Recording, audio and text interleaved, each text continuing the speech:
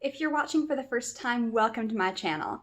This video is part 3 of a series where I break down every season of Once Upon a Time to see where the characters are from, if they're really fairy tale characters or not, and if not, where do they come from?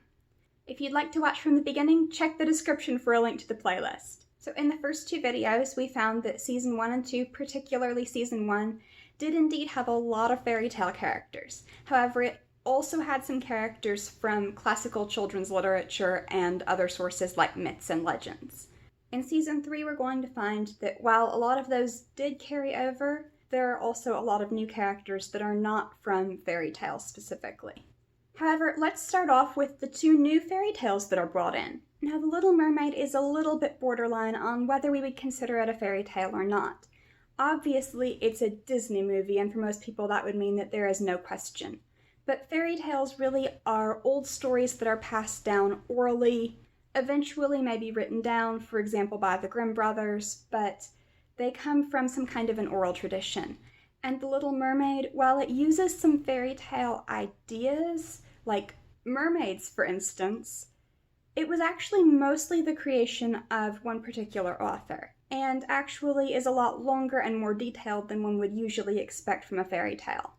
Usually, The Little Mermaid, along with Beauty and the Beast, and something like The Ugly Duckling or The Snow Queen, which we will get to when we talk about season 4, they're considered literary fairy tales, and they are kind of grouped into that category of fairy tales. The other fairy tale that's introduced that is more of a traditional fairy tale is Rapunzel. Their Rapunzel is not their adaptation of Disney's Tangled. She's actually quite different. The story is quite different. They do their adaptation of Tangled much later in season 7.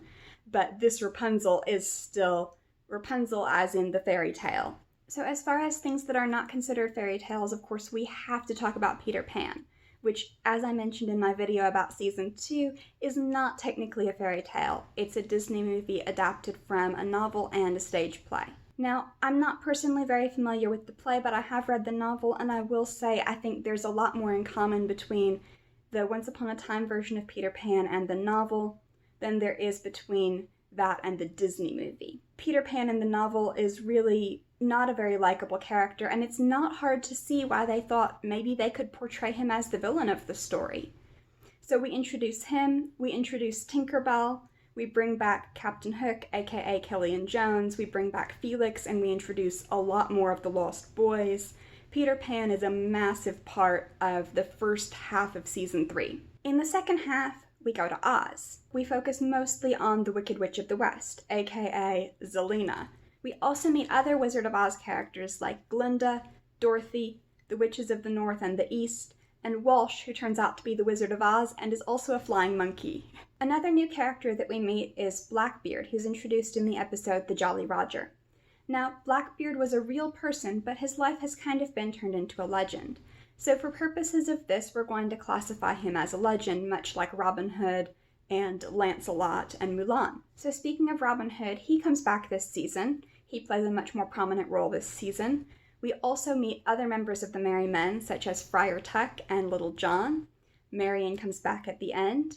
And we bring back Mulan, who is also a character from a legend, and ends up joining the Merry Men. Much fewer original characters show up this season. Mostly it's either fairy tale characters or characters from classical children's stories. However, Emma and Henry are of course back, Greg and Tamara briefly return, and we meet Hook's brother Liam, we meet Robin Hood's son Roland, and we meet other minor characters like Zelena's adoptive parents and Cora's lover, Prince Jonathan. A couple of characters appear that are purely Disney, like Lumiere from Beauty and the Beast. Beauty and the Beast, of course, is a fairy tale, but Lumiere is just a Disney character. He doesn't appear in older versions of the story, the whole thing with the servants being enchanted silverware and clocks and things like that is a Disney invention. We also, at the very end, meet Queen Elsa from Frozen, and you will hear me talk a lot about Frozen in the next video, but for now, let's just say it's not a fairy tale,